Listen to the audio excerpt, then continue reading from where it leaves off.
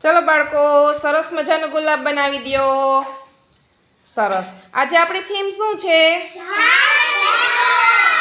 ઝાડ અને છોડ. તો તમારે બધાએ એક ઝાડ અથવા છોડનું નામ કહેવાનું છે, બરાબર?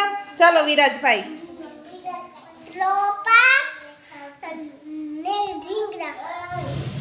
કોઈ પણ એક નામ, ઝાડનું નામ બોલો. પીપળો. સરસ. ચાલો ધારવીબેન. વડલો. પોપિયાનું ઝાડ.